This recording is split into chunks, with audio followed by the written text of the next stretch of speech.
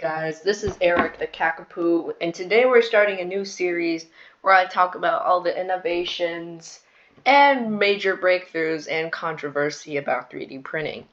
Now today, I know I've been 3D printing for 3 years already, and I've been watching the market constantly, even though I don't need so much printers. Yeah, I just like watching the market. I haven't seen anything that has gone over what we expect to be the most perfect 3D printer. Now, I've seen companies like Solvo and Creality release machines that are amazing, but they just don't hit the mark. You know, they don't match up to open source Clipper, and yeah, but this time, Flsun came out with this bad boy, the S1, and I'm really scared. I don't know why, but yeah, I'm scared. Because this thing claims to have an 1,200 millimeters per second max speed and high flow rates. And you know what that means for the open source speedboat race thing. You know, like, people don't have to upgrade their printers in the future, and they can achieve, like, speeds that are really, really fast.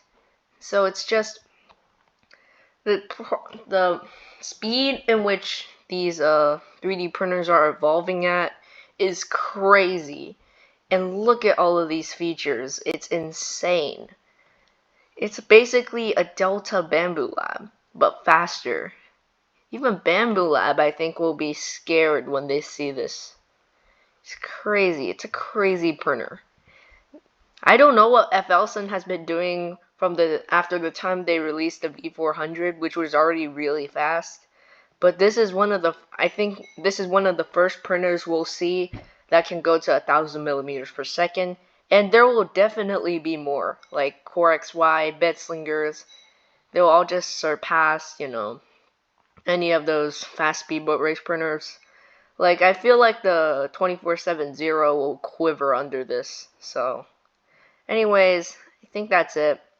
Comment down your opinions on this $1,299 3D printer, and just tell me if you think this is actually the future of 3D printing.